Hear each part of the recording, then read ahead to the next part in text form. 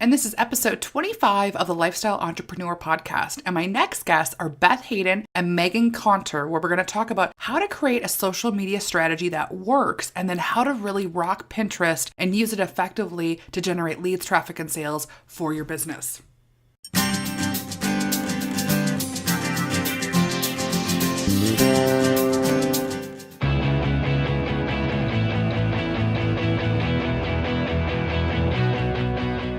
Welcome to the Lifestyle Entrepreneur Podcast. I'm your host, Kris Gilbertson, and I'm an author, speaker, and a coach to teaching you how to launch your own successful podcast. And the reason I designed this show is to bring you the top lifestyle entrepreneur experts from all over the world for them to share their key strategies that they've used to launch their own businesses and allow them to live life on their own terms. So tune in every Friday for new episodes and come on over and join the Lifestyle Entrepreneur community at www.lifestyleacademy.com. There you're going to receive VIP training from specific guests from the podcast, along with being able to watch all of the interviews. And I'll also be making it really easy for you to implement these strategies that you're hearing by sending you what I like to call the Lifestyle Cliff Notes on the best of the best lessons learned on the podcast. So let's get started. All right, so before we get started with the show, I just want to thank everyone who is subscribing and leaving awesome reviews in iTunes. I'm so excited that people are enjoying these interviews, and I'm excited to announce First Fridays. So what I'm going to be doing the first Friday of every month, we're going to have a raffle for those of you that have subscribed to the podcast and then also left a review, and it'll be a raffle for $25 gift cards from iTunes, Amazon, eBay, all over the place. So all you simply need to do is just subscribe to the podcast in iTunes and then leave us a review, and your name will go in a hat, and we'll announce that the first Friday of every month. And this week's shout out goes to J. Mark Diaz, who says, Kris extracts the Cliff Notes version of value fast. The interviews are jam-packed with valuable content from our guests, and our commentary and input are the perfect complement to the subject matter covered. Kris is grade A, and this is one podcast worth subscribing to. You'll enjoy the way she wastes no time and gets to the Cliff Notes of value fast. 3 cheers. Well, Mark, thank you so much. I'm so honored and excited that you're listening and tuning into the Lifestyle Entrepreneur Podcast. And thanks so much for leaving a stellar review. And a side note, Mark and I just actually connected on Facebook. So I'd love if anybody is looking to connect more on other social media platforms, as I know we don't get to be face-to-face here. I'd love to connect with people, know who you are, and how we can help you in your business. So head over to Facebook at facebook.com/Kris Gilbertson 1. That's Kris with a K, Kris Gilbertson, and then the number 1. That takes you to my Facebook page. And I'm just getting started with Facebook and really starting to amp that up. So join us over there. We've got great tips to support you in your lifestyle business creation and where we can really connect and interact. So let's get into today's episode. So welcome. I'm so excited for today's show. I've got 2 leading lady social media experts, and the best part about them is they're just a riot to connect with, and they know their stuff. And so today, when we all live in Colorado, it's such an awesome area that we live in, and so we've met all through actual events and through social media, actually. And so the first guest I want to introduce, her name is Meghann Conter, and she's actually here in Denver, and she's fondly known as the mistress of social media, where she coaches female industry leaders and world changers to transform their marketing and catapult their business into the spotlight with profitability and fun. And let me tell you, she's a blast. Then our next leading lady is Beth Hayden, and she's a nationally known author, speaker, and social media expert. And she actually just launched her in-depth book on Pinterest marketing called Pinfluence, the complete guide to marketing your business with Pinterest. And she's been featured in some of the country's top magazines, on websites, blogs. She's been a regular contributor for Copy Blogger. She's been a senior staff writer for Copy Blogger Media and been featured over some of the web's largest social media blogs. She also works on all kinds of businesses to help them define and implement effective Pinterest marketing strategies, where she frequently speaks about blogging, content marketing, and then Pinterest at conferences and events across the country. And that's where I actually got the pleasure of meeting her.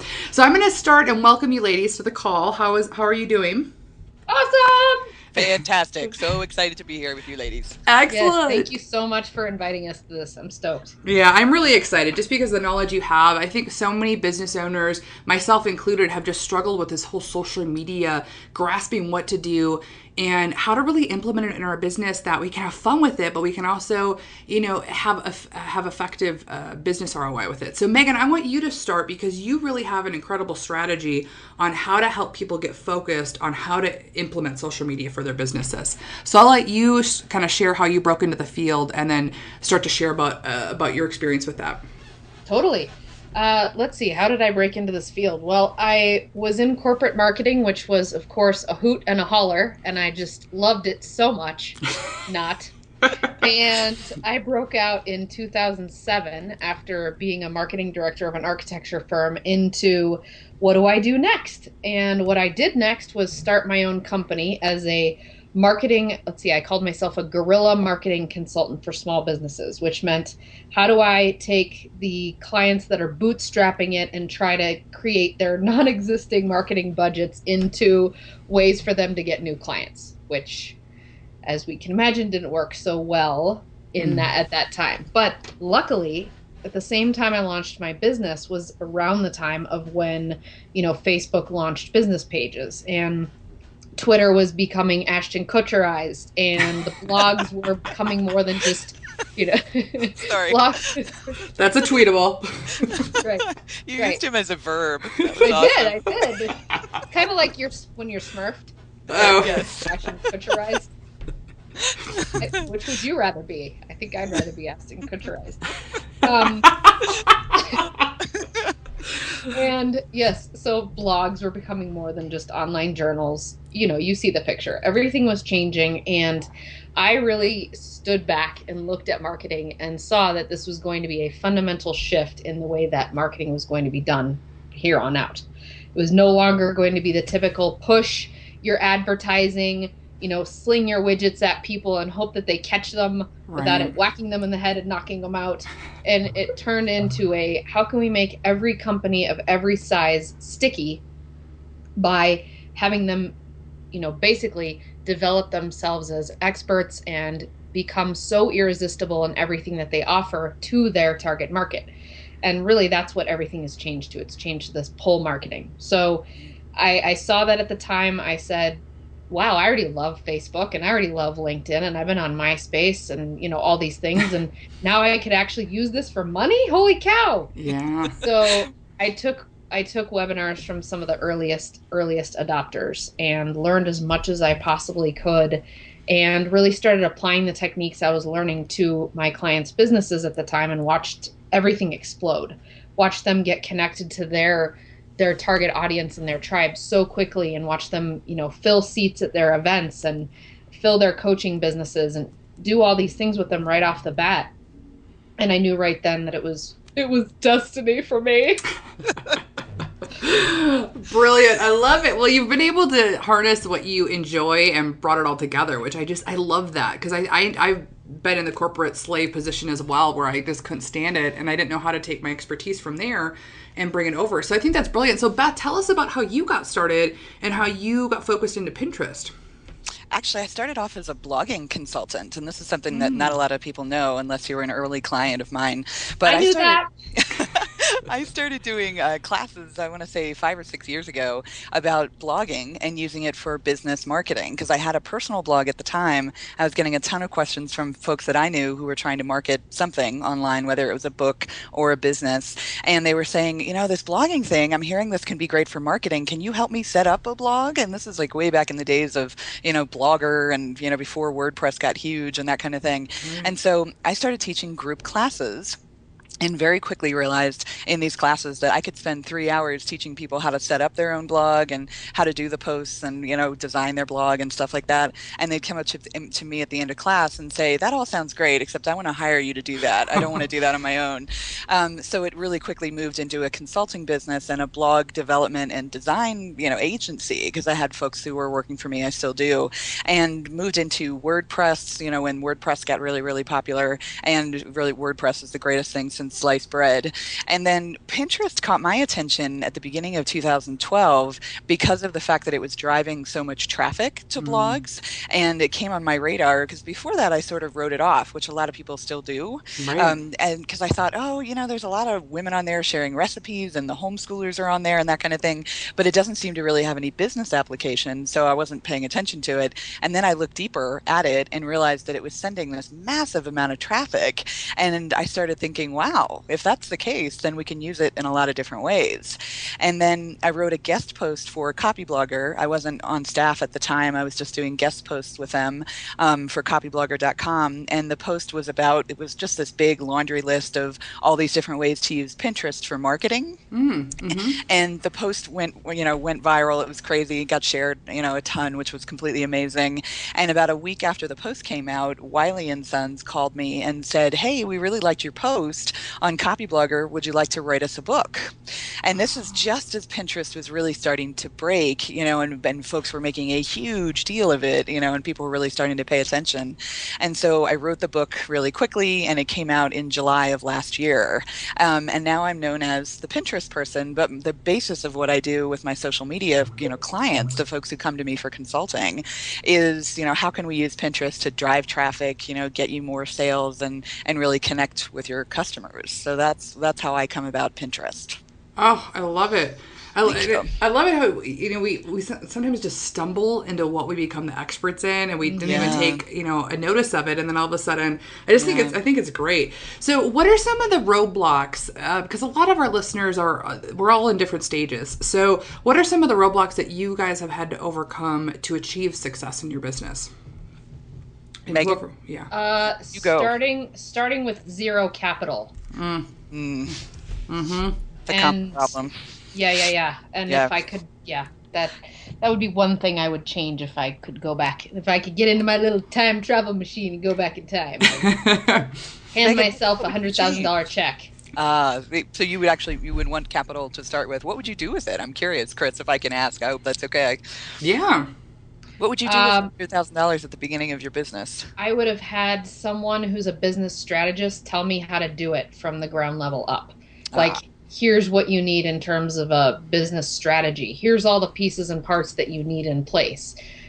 Here, let's build your marketing strategy and your marketing plan. Let's build your financial plan. Let's build all of these things so that you can start this without just diving in head first to being the cook, the cleaner, and the bottle washer. Yep.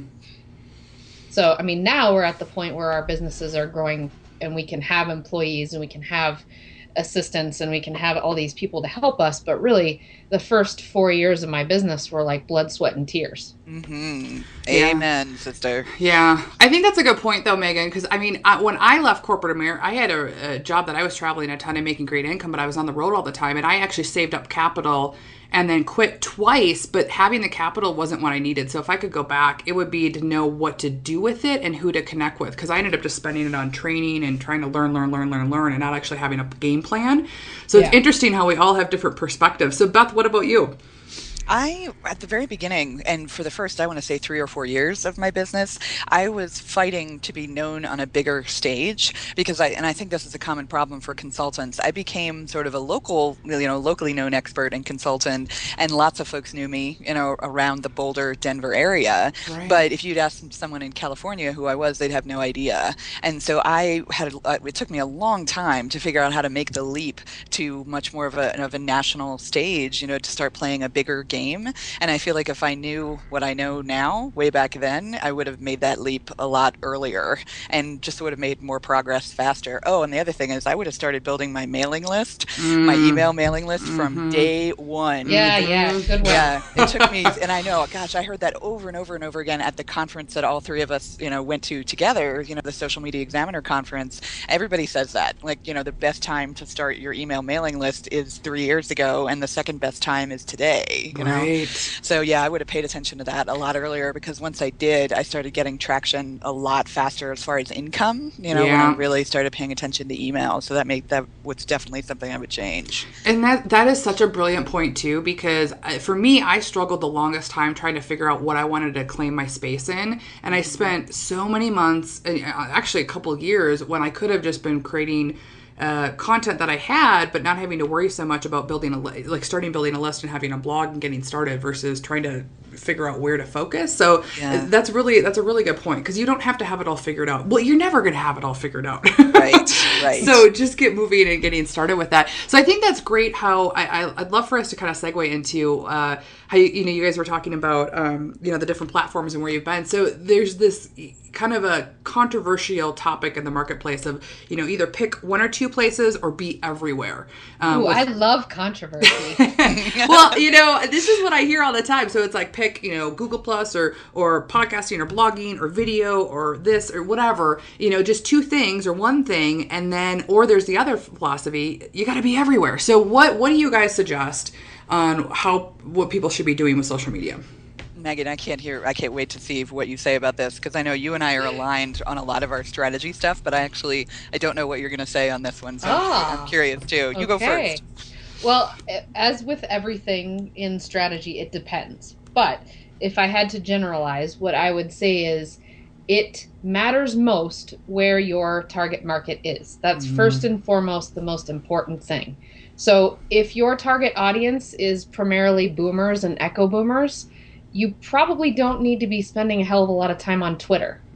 And if your target audience is heavily, let's say tweeners, or is that what they call them? I don't know if it's tweeners and like 20-somethings, then absolutely you need to have a strong presence on Twitter. So that's just a little teeny micro look at a way to look at this. But really, where's your target market? And then the second question is, what are you good at? How can you express your brand really well? If your brand is a very visual brand, you damn well better be on Pinterest. And if your brand is, a highly demonstrative brand where you need to have tons of videos to explain exactly what you're doing, you really should have a strong YouTube presence. So it really is it's a very strategic way of looking at these things. The other side of this coin is that it never hurts to have profiles on social media sites like LinkedIn and Google+. Let's just use our brains here. Search engine optimization is huge, and LinkedIn ranks really high in Google. So does obviously Google+. So having profiles that are robust and that reach out to your target demographic and say, hey, reach me here on my blog or here on my website, that's strategic, because you want those people to be siphoned to your website at all times. So that's the way I approach it. That's a fantastic answer, girl. Let me tell you. Well, thank you. I stayed up all night last night practicing. So, Kris, I echo what Meghann said as far as figuring out where your audience is. I totally agree with that, and that should definitely be step one. But in general, if I want to make a generalization here, which I'm willing to do, and I know that lots of social media consultants would disagree with me on this. It's like you said, this is a controversial topic.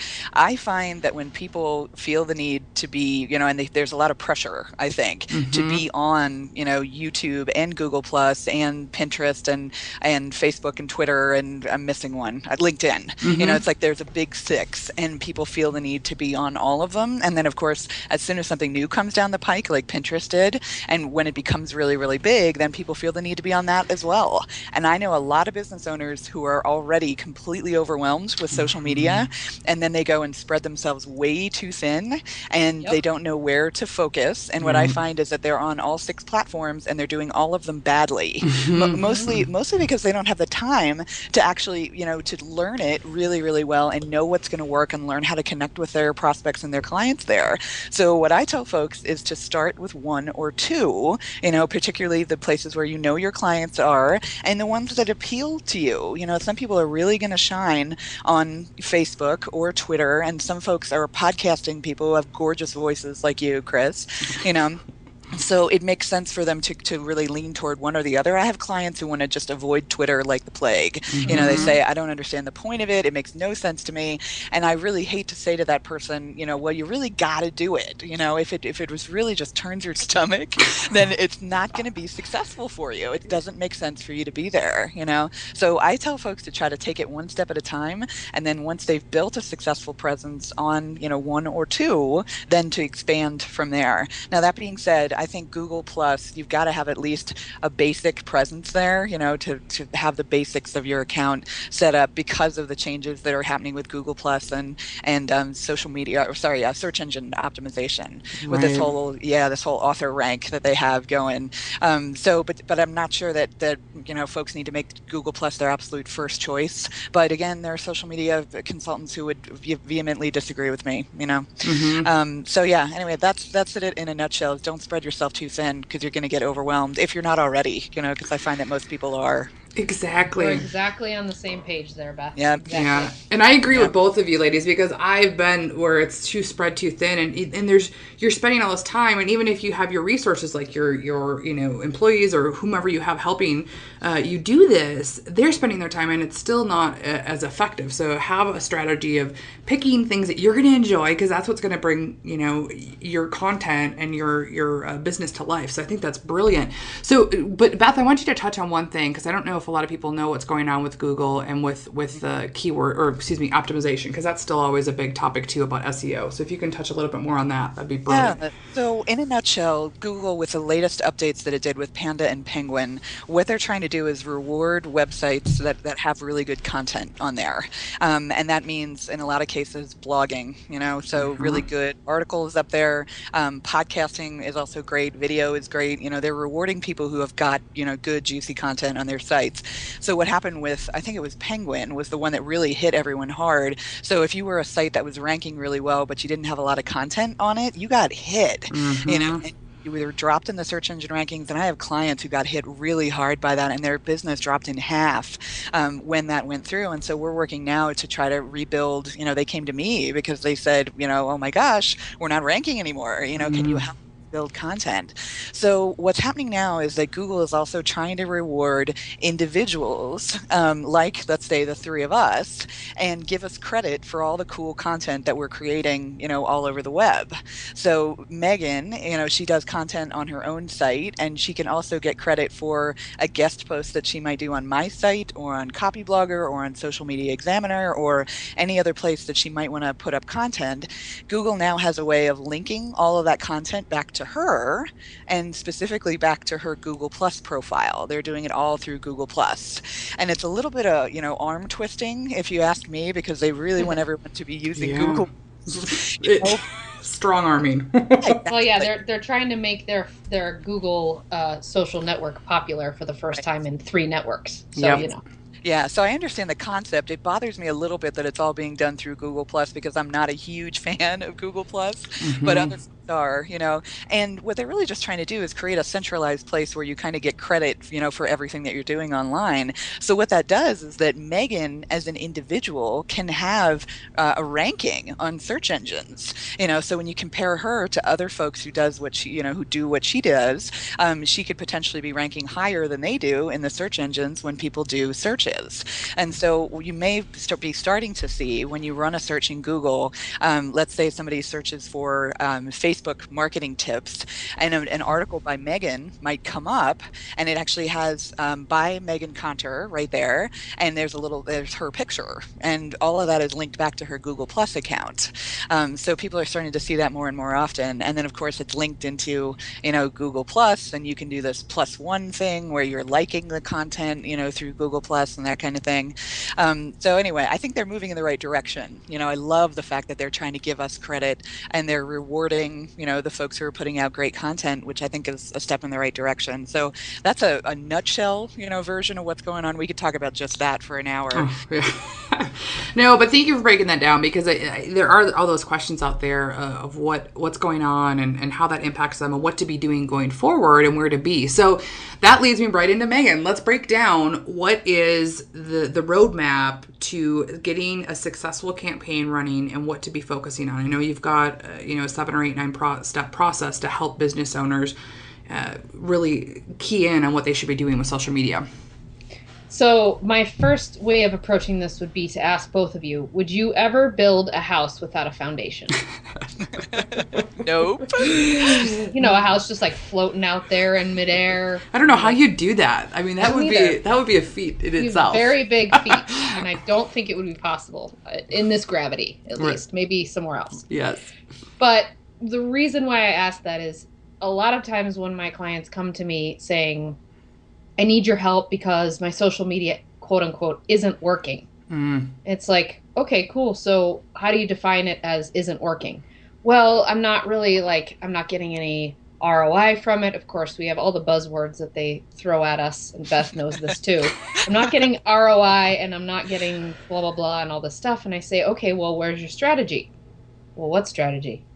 The strategy that you built before you started doing any of this, so that you can actually go back and refer to something and have numbers to look at and measure your results. Well, we don't have one. Aha! You don't have a foundation for your house. No wonder it's leaky and the floors are creaking and you're falling down when you walk in it. Okay, that makes sense. So here's the nitty-gritty of this strategy. And of course, there are hours and hours we could spend on each one of these topics. But in general, for every business, you can have all of these pieces and parts in your social media strategy that will help make sure that you're going to be profitable with it and that you're going to get the ROI that you're looking for. So the first thing would be, what's your objectives or goals, right? So what are you looking to get from social media? The answer to this question should not be everyone else is doing it, so we're doing it.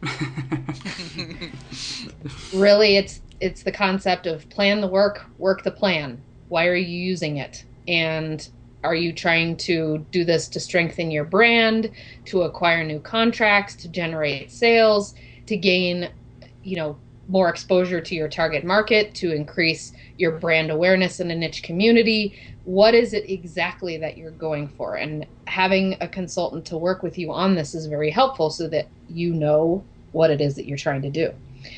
The second thing would be probably the most important of all marketing strategies, and it's amazing how many clients don't know this, but it's figuring out who it is that is your actual customer. It's not everyone that can fog a mirror. It's your target audience. What does that audience look like? What are a lot of their characteristics? How specific can you get about even describing your ideal client avatar to a T? The more you know about your target audience, the easier it's going to be to market to them effectively. The third thing, I'm going to probably run out of numbers here because I didn't number these, but it's okay. We'll figure it out. The third thing would be your content strategy, and that there's a lot of details that go within your content strategy, but the most important is, how do you develop yourself or your business as the subject matter expert to your target audience? A lot of times what this looks like is using that subject matter expertise content in the form of blog, vlog, or podcasting. A combination of those three is a lot of times appropriate. But you can't establish yourself as an expert in 140 characters on Twitter or even 500 characters on Facebook. You really need to have a central point, which is your blog on your website, to have that content there and drive people to it. So what does that look like? And then the next item would be having your branding guidelines and your voice as part of that, which is especially important for the next points. But how can your company be represented? In a lot of cases, it's not really exciting to have Susie's plumbing company be represented by something that's a really boring character. So what if you had a cartoon or something that is the persona of that brand that will be much more popular and engaging on social media? So what is that going to look like, and what is her voice going to be? How does she represent your brand? The next step would be, who in your organization is going to implement the strategy once we're done building it? Is it you? Is it an employee, an intern? Are you going to outsource all of it or some of it? And having all of this as a much more intricate strategy is going to really help if you're going to outsource it to anyone else. The next step would be building your policy and guidelines for implementation of this strategy. So if you're going to outsource it, that's going to look different than if you're going to have an employee or an intern do it. The more specific you are with your policy and your guidelines, using it as a roadmap, the easier it's going to be for you to onboard a new intern every 6 months to do it, or making sure that you have a qualified employee. Then the next step, and this is after we've done all this other work, is now we pick our channels. So now we say, okay, with all of this knowledge in mind, what are the best 1 or 2 social media channels for us to build up engagement and build a community on, to then use to drive traffic to that center of our wheel, which is our website. Then the next step would be, what are your tactics? What's your tactical implementation of the daily workflow? And how do you integrate that with all the rest of your marketing, which is very important. Again, like Beth said, if you don't have email marketing, there's a leak in your house. Mm-hmm. And if you have a website that makes people bounce the second they get there, you have another leak in your house. So really making sure that this isn't, social media is a piece of the entire marketing pie. So how does it integrate with the rest of that pie? The next step would be, okay, what are your ROI metrics? So how are you going to look at everything that you're doing and measure it? How often are you going to measure it? And what is your review process? And then how are you going to refine what it is that you find in your review process? And then the last step, which is basically rinse and repeat, but it's looking at things from a point of, how do you engage your audience by experimenting with new techniques and tactics and repeating the ones that work, curating great content, having people share it, and get it back to that engagement, and keep repeating that process, refining, curating, sharing, engaging, so that you can keep going with this. Gary Vaynerchuk, who is, in my opinion, the god of social media, said in his, I think it was his second book, Thank You Economy. Yes, it was. He said, social media is not a campaign. A campaign would be like having a one-night stand in a land where you're supposed to marry your customers. There is no such thing as a campaign. This isn't a one-night stand. This is an ongoing effort of building community, building trust, building engagement, and then being able to sell to that trusted, loyal audience. God, I'm so passionate about this. I could just oozes out of I'm sitting here with my hands like shaking in the air, like, you guys, I swear, this is so awesome. No, it's brilliant though, and how you laid that out, it just makes so much sense when you have, because then you can look back and look at the ROI and figure out what's working, or what piece of the puzzle, of the you do your analogy so well. I'm really bad at this, but like the spoke of, whatever's missing that isn't making it work. So right. I think that's brilliant. So I want to transition now. So now with that plan, and these will all be in the show notes. So we'll have everything detailed out on what to do and how to connect with Meghann, and if you want extra help with this.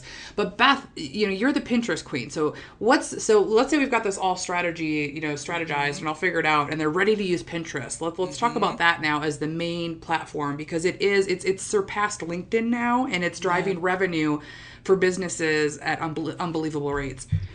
Yeah, it's changing the way that we do retail online. It's incredible what it's doing. So I do feel the need to rattle off a couple of stats about Pinterest if anybody's not convinced. So at this point, it's driving more traffic than any other social media site except for Facebook. So it's bypassed Twitter, it's bypassed LinkedIn, bypassed YouTube. Any of these ones that people sort of ordinarily reach for, first or second as far as the tool that they would use. Once they get to that step in Meghann's the strategy, the way that she's laid it out.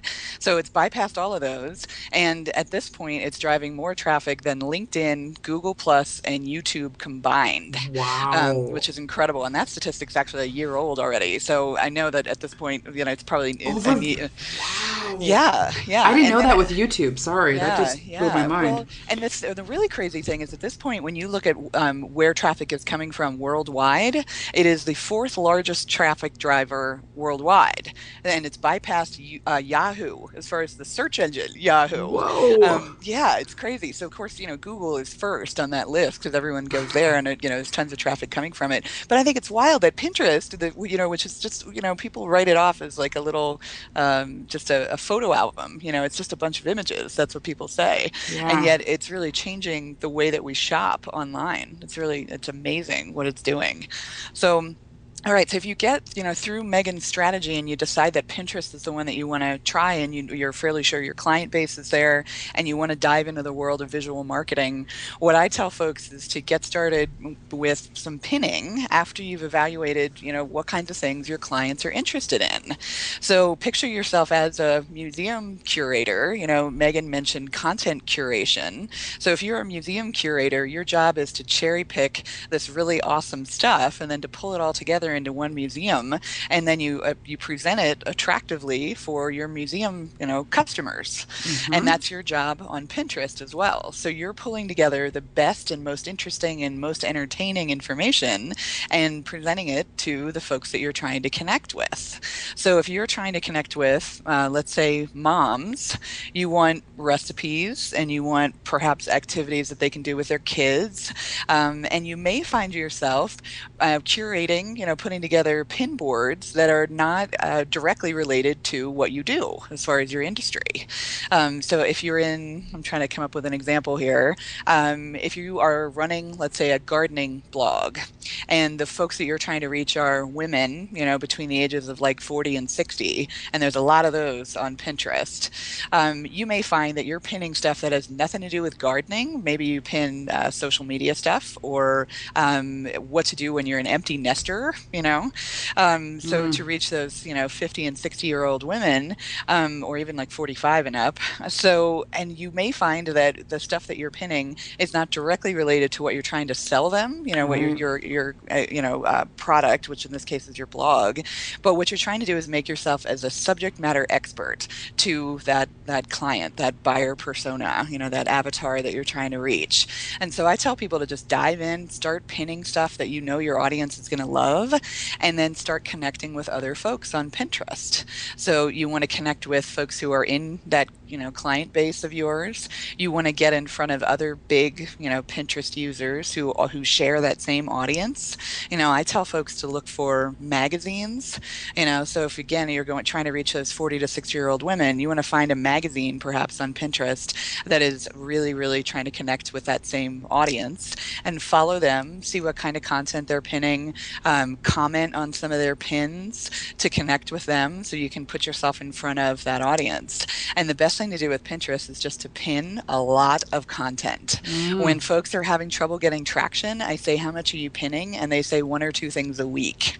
And I say, why not spend 5-10 minutes a day pinning interesting stuff that is going to be really attractive to that audience. And then of course in there you want to be mixing in pins to your own stuff. And this is where it comes back to Meghann, on your website, you got to have some kind of great content. So it's a blog or a podcast or a video blog, a vlog, and you want to be linking back to that great content as part of what you're trying to curate on Pinterest. And Meghann gets all excited about strategy. I get excited about Pinterest. But I want to make sure, Kris, that makes sense to you so far with what I'm describing. Yeah, absolutely. So my questions that I have right now for people that are, because I haven't really dabbled into Pinterest that much yet. So my questions that I'm sure a lot of listeners have is, do you have to always produce your own content on Pinterest to make it work? Not always, no, because the way Pinterest is set up, you can be pinning from lots and lots of different sources all over the web. So I want you to picture it like a place where you can be bookmarking all kinds of stuff. Bookmarks, in a browser, or if you use Delicious or a social bookmarking service, that kind of thing. The practice that I've gotten into is that if I bookmark something for myself, and I happen to use Delicious to keep track of all that for myself, but you can be bookmarking it in a browser. If I bookmark it for myself, I also pin it on Pinterest, because if it's interesting to me, it's going to be interesting to my audience as well, my business owners and my brands who are trying to get themselves out there. Ah, smart. I love that, because I'm always bookmarking stuff, but it's not going anywhere. It's just staying with me. So that's brilliant. A brilliant idea to what you're already doing, just repurpose it over into Pinterest.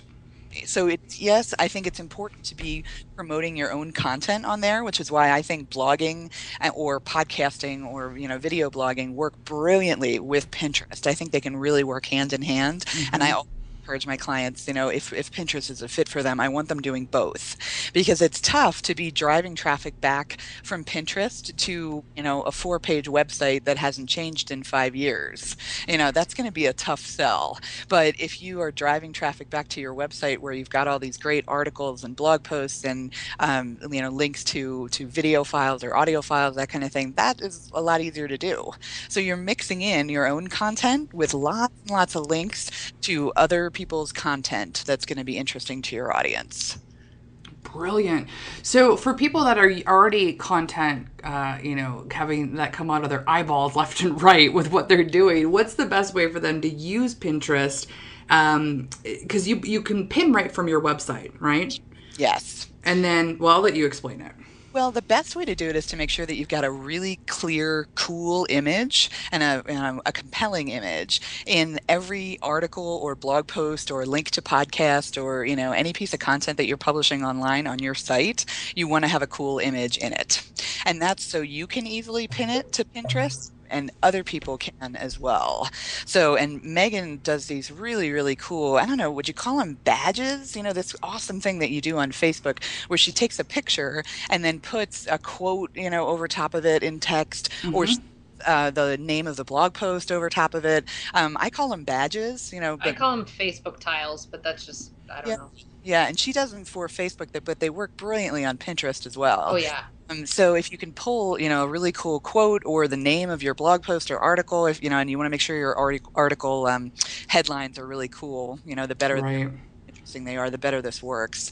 But that's the kind of you want to have that kind of visual, image in every piece of content on your site. And for folks who sell products online, if you're selling something like jewelry, that's an easy fit because you've already hopefully got a gorgeous picture of what you're trying to sell on that page on your site. If you've got like an online catalog, you just need to make sure that your images are clear and crisp and they're nice and close up, because close up works really beautifully on Pinterest too. And so that's one of the best ways to make sure that you can be driving traffic back to your website. I love it. Now, Pinterest, anything, because Facebook and, Twitter, we only have so many characters. Facebook, you have to have certain sizes. Pinterest, pretty much any size go. Is that right? Don't too much bigger than 600 pixels wide. Okay. Bigger than 600 pixels wide is going to get sized down for Pinterest anyway, so anything over 600 pixels is a waste. But you can make it as tall as you want to. So 600 pixels wide or lower, and then tall. And tall pins work really well on Pinterest too. Things like infographics or long, tall images that are cropped to be kind of long and skinny. About tall, dark, and handsome. Does that work? Ryan Gosling is all over Pinterest. Oh, God. Sorry. Hey, it's an engaging image. That's what we want on Pinterest. I'll say it is. Yeah. So I love it. I love Pinterest just as a consumer, just because of the cool images. I'm a visual learner to begin with, but I think what do you think is the biggest takeaway why Pinterest has just exploded? I think we were due for a social media site that women could really sink their teeth into. And I think Pinterest took off with a particular group of women in the States and then has taken off. And it's sort of become this place where women feel at home, which I love. So I think that's part of it. And also marketing is moving in the direction of visual imagery, Right. That's where it's headed. And I love blogs more than anybody, and I think they're an important part of any strategy, but if you look at the direction that marketing is going in and the fact that like Facebook is doing a redesign and it looks like Pinterest and Flickr did a huge redesign and it looks like Pinterest, I'm fascinated with the fact that images are the way to sell things now. This is just the direction that we're headed in. And I would like to do actually in the next couple of years another book that will be the subject of the book, visual marketing, how to do it, what it means, how to. Well, do you think it's because we're so ADD and we just keep getting more ADD? I mean, our attention span, we want to figure out what the blog post was in, 5 words or less.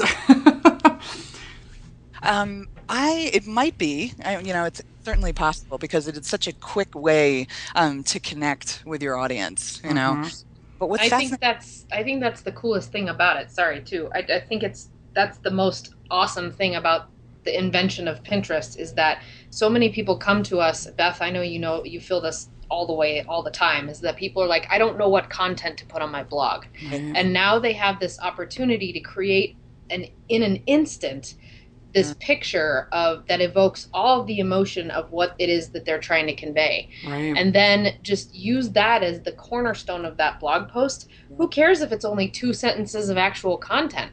If you can pull somebody in with one image, that's so powerful. Yeah. And then if you actually have the ability to pull them in, maybe they'll read the 2 or 3 paragraphs that you've got going on there.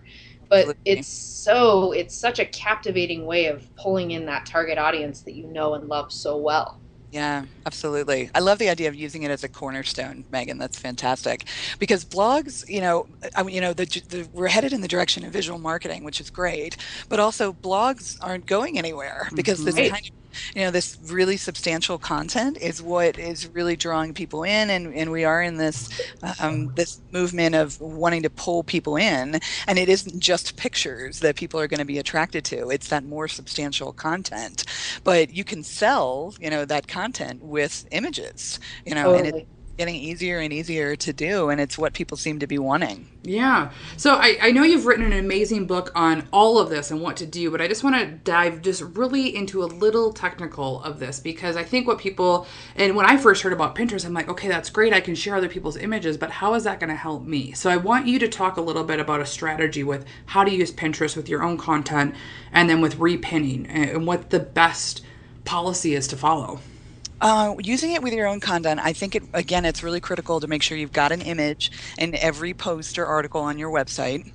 And use, I call them photo badges, those sort of tile kind of things where you take a photo and put text over it. I think those are really, really key as well. And really what you want to be doing is curating content for that audience and be mixing in your own content with stuff from other people. So you need to have a balance of both. On Pinterest, you want to avoid just talking about yourself. You mean it's not all about me? Exactly, Meghann. Oh, man. Excuse me. So you want to have a mix of it, so if you're trying to, and lots of people are promoting themselves on Pinterest, Pinterest marketing is really hot.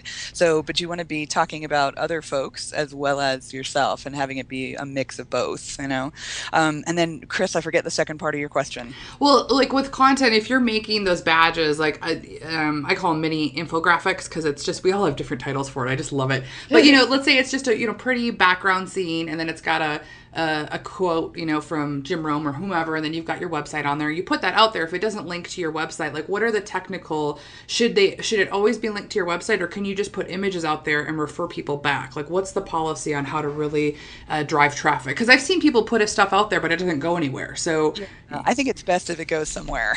So if you are taking the time to create a badge, that has a name of a blog post that's yours, or, a quote from an article that's yours, that kind of thing, you can absolutely take the time to link that pin back to your website. Now, I don't encourage people to take images from someone else and then link those back to their website. Right. Because Pinterest is already, they're in like a real gray area as far as copyright anyway. So taking someone else's image and then using it to link back to yourself, you want to avoid that. But if it's your image, and something that you've created, you're doing those photo badges, infographics, that kind of stuff, heck yeah, link them back to your site. Because the reason Pinterest is driving so much traffic is because people are linking back to their own blog posts and websites and catalog pages and all of that. And people are following those links, they're getting tons and tons, millions and millions of clicks back to their websites. Right. Now, what is the term I'm looking for? The qualifications for if you're going to be, if you're an affiliate marketer, let's say you're promoting on Amazon or you're promoting other products where you don't have your own products yet, but you love design and creating images. What are the ramifications on that? Yeah, so that's a great question, Kris. So what you don't want to do, what Pinterest is frowning upon and not allowing at this point, is linking a pin to and directly like using an affiliate link. So it would be possible for me to take a book cover and then using an affiliate link drive people back to Amazon. So at the last I heard anyway, they were stripping out that kind of affiliate link. What I recommend for affiliate marketers instead is to drive people back to your website. So you want to take people from Pinterest to your site and then have great, articles that recommend products and images that link to Amazon, or, take them from your website out to your affiliate sales. But you can't do it directly from Pinterest. Oh, I love it. So now what about those of us that you have like a YouTube channel or a podcast channel, or you have like outside sources that you want to link out to besides just your main website? Is that a good strategy? I think it is. Videos you can pin. So almost anything on YouTube is pinnable, So Meghann's got fantastic videos and she can pin those to any pinboard. They're almost all pinnable. And then I think it's a little trickier with podcasting, so what I would do with an episode of your podcast, Kris, is to drive them back to a web page or a blog post that has information about that particular episode, and have the audio file or the link to iTunes or however you do your podcast. But yeah, absolutely. You've got other kinds of content that you want to promote. You got to figure out a way to do that. But video and SlideShare, you can pin directly from both of them. So sorry, YouTube and SlideShare, you can pin directly from both of those, which I think is really cool. Oh, I love that. SlideShare is another great one too. Yeah. So you can create a really cool slideshow explaining the process of how you do something in your company, and then have that be something that you pin on one of your boards. How cool is that? Exactly. Because how many times as business owners are people answering the same questions or explaining processes, or even for the sales reps, they're going through these processes, and that could be really engaging and simple. I love it. Yeah, and not a lot of people are pinning from SlideShare. And what's cool is when you pin a slide presentation from SlideShare, you can actually click through it right there on Pinterest. You can I didn't know that. Nice. And you can be playing your videos directly from Pinterest as well. You've got that play button, that's right there. You don't even have to leave Pinterest to do it, which is really cool. And the same with SlideShare. And you hardly see anybody pinning slide presentations, which I think is a shame. Well, it makes sense. They go hand in hand. They're both image driven. So you've got the attention, and they're going to want to learn more. And it might not be a blog post that's like me. I don't read blog posts, but I'd watch a SlideShare or I'd listen to audio. So I think it's brilliant. That's great. So how many pin boards should people have out there? Ooh, boy, it totally depends. 465.2. You're unlimited as far as how many you can create. Oh, you are? Okay. Yeah, and I tell people to try to make their boards specific, so instead of doing something like recipes, do desserts or appetizers or chocolate desserts, and especially if you're like a travel agency, you want to have an Italy board and a Greece board and, that kind of thing. Make them as specific as you can. The only thing you have to watch on Pinterest is that the further a board is down the page, down on your profile, the less attention it's going to get, so you just want to be aware of that, so I think there is such a thing as too many because people just get lost, but it really depends. So, and the last question I have, is there a strategy of how to market with Pinterest? Because you post things on Pinterest, but is there a way to market that, or does it just get found? Like, what's the kind of strategy with Pinterest? My whole strategy with Pinterest is, and it's just what Meghann had mentioned earlier, I believe in that wagon wheel strategy too. Pinterest and YouTube and Facebook, they're all vehicles to get people back to your website. So that's the heart of what I'm trying to do with Pinterest, is drive people back to your website, hopefully get them on your mailing list. Right. Email again. If you're a service provider, consultant, coach, therapist, wedding planner, that kind of thing, people might not be buying on an impulse from Pinterest. They're not going to click to your website and buy a high-end consulting package. But if you can get them on your website and get them on your mailing list and build that relationship with them, and give them great content over time so they get to know, like, and trust you, then they can buy a package from you a couple months down the road, so really it's all about getting them back to your website and hopefully on your mailing list as well. That's the marketing strategy that I follow with most of my clients. I love it. And that's go ahead, Meghann. I just had a question about if it's all right if I jump in and ask about business versus personal accounts on Pinterest and what companies should use, and how do you define which one should use? So Pinterest has business accounts now. And I tell people just if you know you're going to be using your account for marketing, go ahead and sign up for a business account. What's interesting is that it's going to look exactly the same as your personal account. It's not like on Facebook where pages look different than profiles, although heck, at this point they look so similar, it's hard to tell. Mm-hmm. But I say to people, yes, go ahead and do it, because I think we're moving in the direction, like Pinterest is trying to figure out how to make money, and I think they know that working with companies and brands who are trying to use it for marketing, that's the heart of how they're going to make money. And so I think they're going to be offering more tools and more ways to use it for marketing. So there's not a huge difference right now between a regular personal profile and a business one, but I tell people, yes, go ahead and sign up, because I think more is coming down the line. And wouldn't it also make sense if a business has more than one person to have a business account? Whereas if you are your brand and your brand is you, like Yes. Kris Gilbertson, Beth Hayden, Meghann Conter, I can pretty much do everything off of my own personal account. Yes. However, if I'm going to have a strategy that involves employees down the line who are pinning for me on behalf of me, Yep. then maybe that's the point where I would want to start my own Your Social Source Yep. account. Yes. And it is a little easier to brand your page as a business name if you've got a business account. If you are trying to brand it, if you have a personal page and you are trying to use it like as your social source, it's a little bit more difficult to do, because with personal pages, they make you do a first name and a last name. And so people are doing all these things with breaking up their business name between those two fields and all this stuff. It's easier to do it on a business page if you know that you want to brand it as your business name.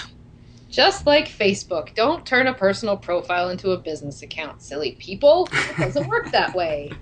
Well, you can actually convert. So if you've been using Pinterest as an individual, you can convert it at any point to a business account. But I don't think they let you change it back. So that's something to be aware of. Like once you're committed, you're committed. But again, like it looks the same. It's going to act the same for you as a user. There's very little difference at this point. Cool. Yeah. Well, this has just been amazing, you guys. We've got a whole strategy now put together for what to do for your business, and then how to focus in and zero in on Pinterest. So I love it. So what I love, we've already gone over the hour. You guys are awesome. But I just have one last question for you guys. Well, two, actually. What are some resources you can share for entrepreneurs to help them with the strategies that you guys have been talking about? I think there are some awesome case studies for Pinterest that are in the business account section of Pinterest. So if you sign up and get a business account, there are case studies in there. And I absolutely think people should follow the Pinterest blog as well. They have a great blog where they feature different users, and a lot of them are marketers. A lot of them are sort of like super users for Pinterest who have millions of followers, and they're talking about what people are doing right and what best practices are and that kind of thing. Fantastic resources coming straight from Pinterest. Oh, I love it. Meghann, do you have any tips? Oh my gosh. I mean, that's the one thing, is that you could, as a business owner, spend a year curating all the information that I've been spending and Beth has been spending and you've been spending over the last 4 years. And I mean, there's people like Joe Polizzi and Jay Baer and Gary Vaynerchuk and all of these people that have awesome resources out there. But my question is, do business owners have time to read 15, 20, 30 books? Or is it better to, work with someone like Beth or me or you and really have the experts help you through the process?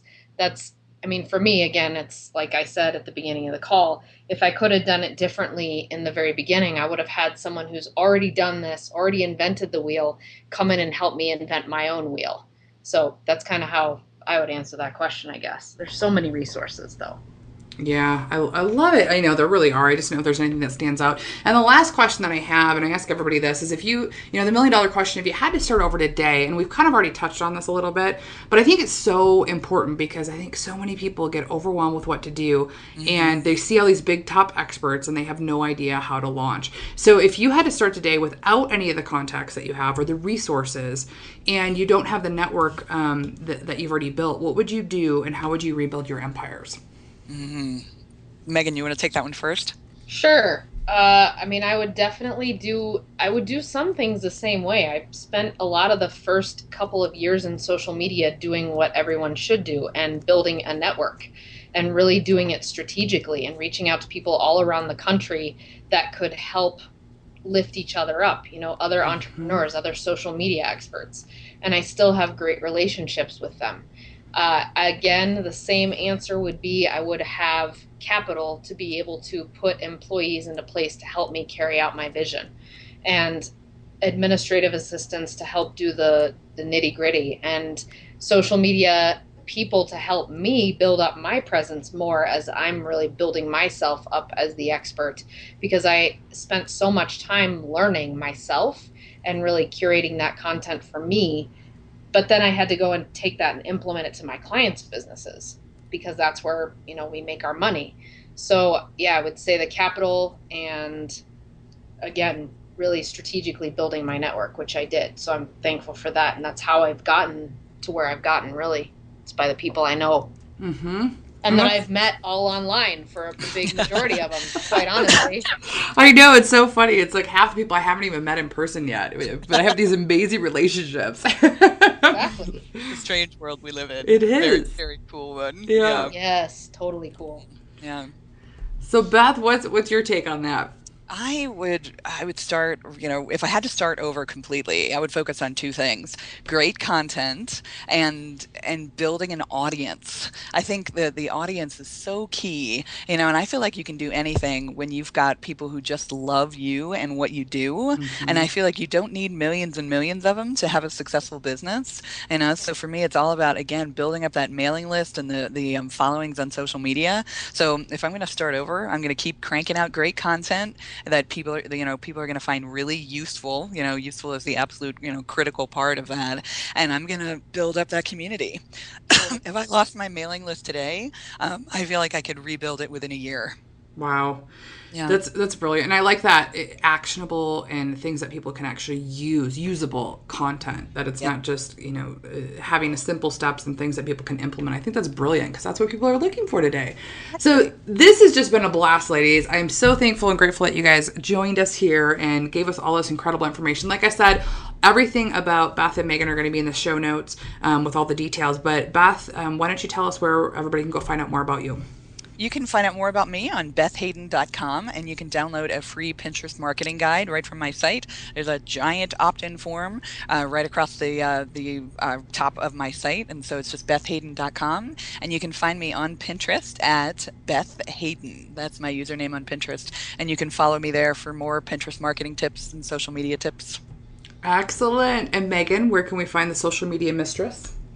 For me, it's always the most difficult thing for people to spell my name right, because my parents had to put every consonant into my name. So it's MEGHANNCONTER.com, and you can get to all of my social media sites from there. And that's my blog, where my SME, my subject matter expertise, is all located.